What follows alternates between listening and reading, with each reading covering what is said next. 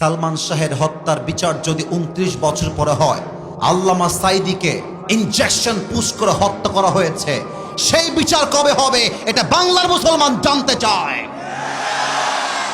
সালমান শাহের দিকে তাকাও, মারছে কে? ওর বউ তারে মারছে। বাবুরা, নারী জাতি সম্মানের জাতি, মায়ের জাতি, সম্মান করবা, বাট বিশ্বাস সব নারীকে করতে গেলে বাস খাবা, আর কিছুই খাবা না। আর একটা কথা মাথায় রাখবা, বেশিরভাগ নারী নষ্ট হয় মায়ের জন্য। মা নষ্ট, মেয়ে নষ্ট। মা ভালো, মেয়ে ভালো। যত মেয়ে নষ্ট হয় দেখবা খবর নিয়ে ওর মাও নষ্টা, মেয়েও হয়েছে নষ্টা, ঠিক কিনা বলো?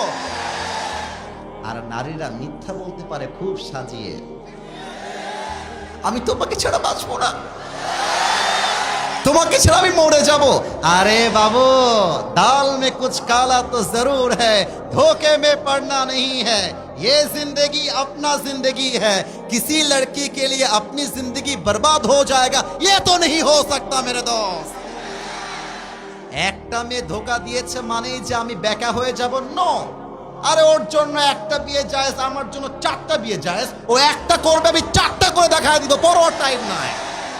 29 বছর পরে ইনভেস্টিগেশন করে আপনার সালমান শাহের খুনি বের করছেন, আর বাংলাদেশের কোরআনের উজ্জ্বল নক্ষত্র, কোরআনের পাখি আল্লামা সাঈদীকে জেলখানায় ঢুকিয়ে 12টা বছর নির্যাতন করে শহীদ করা হয়েছে। এর বিচার কবে হবে? আমরা জবাব চাই বাগমারার ভাইরা, বলেন। ও, নায়কের বেলায় দরদ উথলায় পড়ে, আলেমদের বেলায় দরদ উথলায় না, কারণ আলেমরা তো ভারতের দালালি করে কথা বলে না। ভারতের দালালি করে কথা বললে আলেমদের দাম বেড়ে যেত। মাথায় রাখবা, এই বাংলাদেশ ভারতের জন্য স্বাধীন হয় নাই। এই বাংলাদেশ স্বাধীন হয়েছে মায়ের ইজ্জতের বিনিময়ে। এই বাংলাদেশ স্বাধীন হয়েছে হাজারো যুবকের বুকের তাজা রক্তের বিনিময়ে। এই বাংলার একটা মাটিও আমরা ভারতের জন্য ছাড়তে রাজি না। আল্লামা সাঈদী বলতেন, বাড়াবাড়ি বেশি কইরো না, গাছের আগায় আছো, গাছের আগায় থাকো, বেশি বাড়াবাড়ি করলে একটা ঝাঁকুনি মারবে, মামুর বাড়ি দিল্লি গিয়ে পড়বা, ওই দিল্লি গিয়ে তারা পড়েছে, ঠিক কিনা বলে?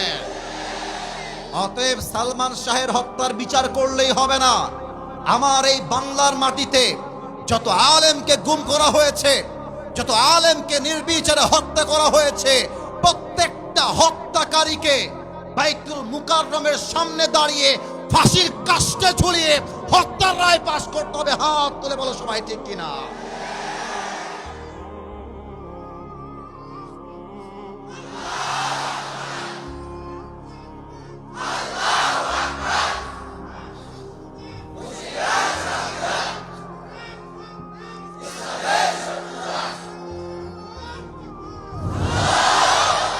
আল্লাহ যেন স্লোগান কবুল করে, পড়েন সবাই আমিন।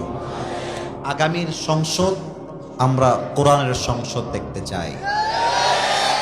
ব্রিটিশ আইন চলবে না। এই বাংলাদেশে 90%-এরও বেশি মুসলমানরা রয়েছে, বলেন না ভাই, বলেন বলেন।